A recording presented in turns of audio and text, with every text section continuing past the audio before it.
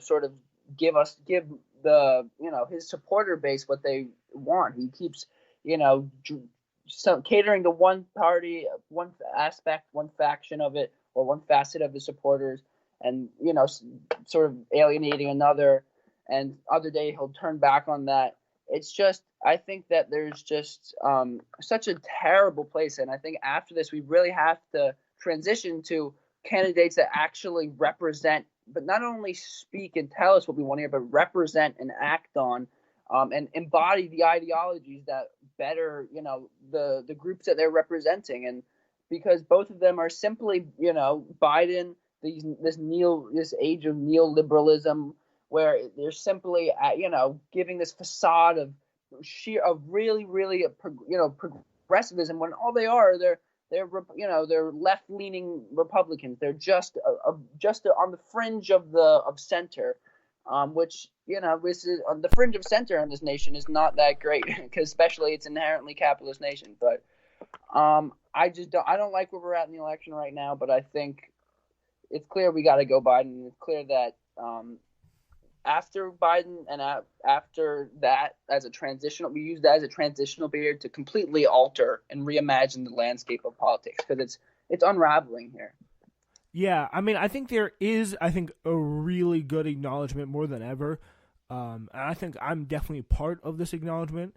Like, this new wave, this new burst of energy of people, I think probably you are too, just really because of our age. Just like realizing that there's something wrong in the country and like radical action needs to be done about it. We could get to a good story about that a little bit, like for up last if we have time. It'll be some good news to end the day. But this is a great example of what you said you were worried about here. This ABC town hall in Pennsylvania. It has been interesting. So we're gonna do 5 kind of quick bullet points here from the town hall. Trump said here that COVID-19 has been his presidency's biggest challenge, but nothing could have been done to stop it more. Is this? I don't think so. In this response to a question, as the last question in the town hall, could you have done more to stop it? Was the question asked. Trump has held the highest office as over 195,000 Americans have died from coronavirus under his leadership. The U.S. has seen more deaths from the virus than any country in the world. And while he acknowledged the coronavirus has been the biggest challenge of his presidency, before things were going so well, he told the audience Trump projected confidence about the decisions he's made so far. And I think this really speaks to, something deeply, fundamentally wrong with Trump's mind, because like this, or just, maybe some sort, people have speculated about like some kind of a learning disability. I don't know. But it's just, I think this is more a personality disorder. Like, he's just a deep inability to like project any sign of like, maybe I did the wrong thing. Maybe like when you're sitting on a clear massive failure, the last thing that people want to hear, and it just really grates on the nerves to hear, oh yeah, nothing more we could have done. Like, tell that to the families of the 195,000, right? Mm-hmm. I think it's that there's something deep seated going on within him, but the best way I could sort of describe it is he has this blinding egotism. He simply cannot be wrong within his own mind. He cannot. It's in the same sense that it would completely alter, it would completely break the whole fabric of his reality. And when people ground their reality and things like that, and that's in egotism and self-absorption, it's just a detriment to everything and everyone around them, because then the world has to sort of conform, has to morph to your understanding of it. And that's what we've been seeing, is that he's been simply ignoring major issues and major things that going on in the country simply because they do not fit into the narrative that he feeds himself and feeds his followers. And it's dangerous, it's vile, and it's pathetic. Yeah, it's really just like you get to a point where it's like you just can't be surprised. You can't be, it's just like, okay, this is the world we're in right now, where we are. I really feel like if our world, or especially our country, is a car, like we are going 95 on the highway, but it just goes straight down into the open, fiery abyss, and we just passed the last Yeah. exit ramp, and there's a little face with Bernie Sanders on it, and we are headed straight down to the abyss here. It's really, this is a great, I think, show of it. Trump responded to voters' questions throughout the night by disputing the very premise of their questions. The first three questions of the night were about the president's response to the coronavirus pandemic, and in response to each of them, the president essentially invalidated the premise of the voters' questions.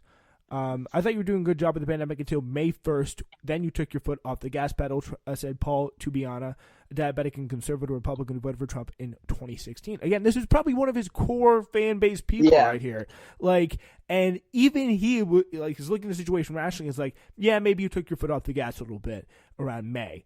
Just like, where were you all March and April? Like, that's insane. But, and again, conservative Republican all the way.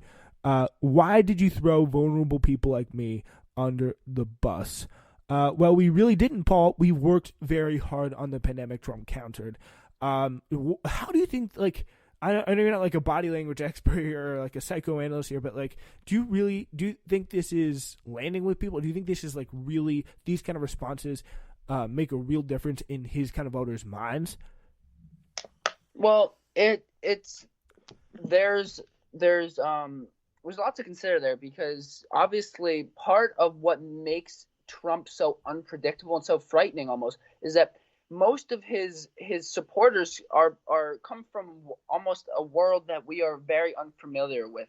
He was able to bank on this idea that where there's such a disconnect between, what they consider the average American, the middle American, and the coastal elites almost, that he was able to bank on that huge disconnect and sort of So it's so hard to really tell how his words land with them, because from the very, before 15 years ago, all the coastal elites were like, this guy's a loser. Nothing he can say, nothing he says lands, and even that, and then he was elected president by these people. So it's so difficult. And it's also because you're not getting there, from the left, you actually have this ongoing dialogue of the party, and you can sort of gauge the sort of the overwhelming general feelings of the party, while the right is just so filled with propaganda and bots and who knows, probably Russians and QAnon and just simply alt-right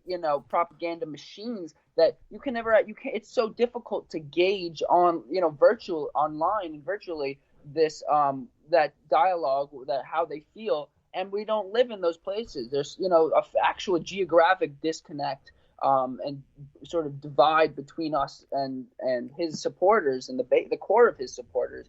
So I honestly, I can't tell. I mean, because it's so difficult to ever know, because it's like they're a completely different world, and you have to almost be living in a completely different world to have elected him in the first place. And yeah, I mean. Yeah, totally. It is a completely different, like, media culture, day-to-day life, like, in many, many different ways. I think, like, there is some crossover with that for, like, Joe Biden supporters. Like, when you see him, like, say, like, listen, fat, just like, some people be like, wait, that's so weird. Like, he is clearly going insane. But, I mean, I think that does, in some place, like, it resonates with some people. It really does, because people are like, you just, like, did that to me. Like, what do you mean I'm not going to respond? Like, of course I'm going to respond. I'm going to, like, defend myself. But, yeah, that's just the way some people, like, everyone has different views on different things. And I think that's something that a lot of people, especially the people who are kind of the tastemakers in society, tend to forget. So another thing that Trump brought up, or was asked about, I believe, he continued to focus on law and order when he was asked about racial injustice. Sparked by black Americans being killed or shot by police, protests against racial injustice across the country have, of course, at times devolved into violent riots and looting. Amid the unrest, the president and his re-election campaign have focused their messages on promoting law and order rather than on seeking to understand the actions that have led to the violence. During Tuesday's town hall, Trump pivoted to that messaging. Laura Galvis, a registered nurse from the suburbs of Pittsburgh, asked the president if, in the light of these protests, he feels there is racial injustice and the United States, and if he does, what can be done to address it. He initially called the police shootings of George Floyd, Breonna Taylor, and Jacob Blake tragic events, but then turned to the police, asserting that some of them choke and make mistakes, and indicated the real problem is that police are no longer respected. He did try this line, I believe, before. He compared once the guy who killed Jacob Blake to killing him to missing a 3-foot putt in a golf tournament, which is like, it's peak Trump right there. But yeah, exactly. What do you make of Trump's whole response here, specifically with this question? I think it follows in suit with the Trump brand, and when he's entered the realm of politics, he's sort of followed this process of minimization then subversion, where he first minimizes any issue that he's presented with, and then he completely subverts it. He completely circumvents it. He doesn't address it, and he just furthers an ignorance to it, and that's what he's been doing here. Is that exactly what you said? Is he was questioned on the topic, on the matter of racial justice and racial injustice, and he minimized it. He said, yeah, okay, sometimes they make mistakes, even though this is a clear epidemic. This is comparable to the sexual abuse in the church that was widespread, that was going, it's an institutional issue. It's not an individual problem that just happens to be, there's a lot of cases of this. It is clearly an issue with the position and the effect of the position on those people,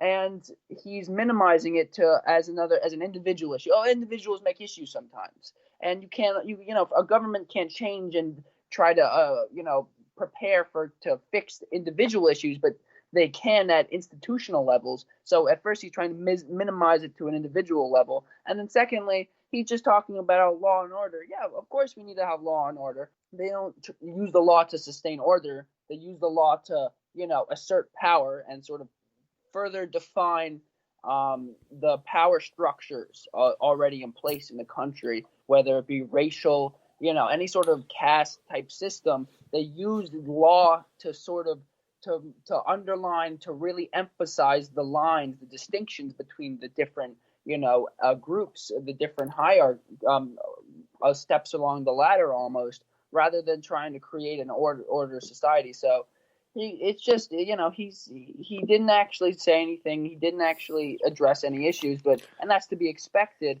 But they're so clear that it's demoralizing to see how blatantly he can ignore them, and how easily people can follow and suit and just eat it up completely.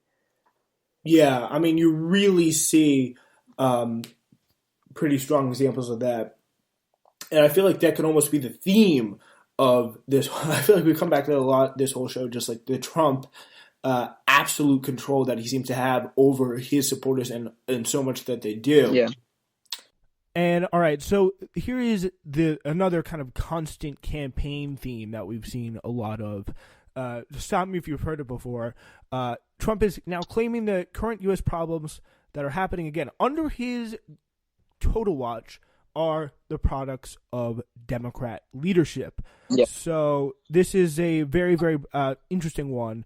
After saying he wants to see another stimulus bill to address the economic hardships facing so many Americans because of the coronavirus, Trump was asked why he wouldn't call House Speaker Nancy Pelosi to his office to negotiate, saying, quote, at the right time, I'll do that, but everyone knows where I stand. What they want is a bailout of Democrat-run states that are doing poorly. Democrat-run states are the ones that are doing badly, George Trump said. Look, I'm president of everybody, but I don't want to say it. The Democrat-run cities, it is what it is. So there, you say right there, if you live in New York City, sorry, you are, I'm not president. I'm not president of you. I'm disowning you. Like, it's really kind of insane just to feel like you're actively disowned by your own president, and just, I mean, openly saying it, turning his back on other parts of the country. And I mean, again, we're coming back to the base here. Like, this is what they want. It's not only it's exactly what they want, because they realize that the divisiveness that they're creating, the sheer polarization that they're inciting, is exactly what allows them to remain in power. If we were a lot more united, sort of a lot balanced in our views and just the way, on a political scale, in the political scene. And we, acted as we used to, where we would, regardless of our partisanship, we would come together and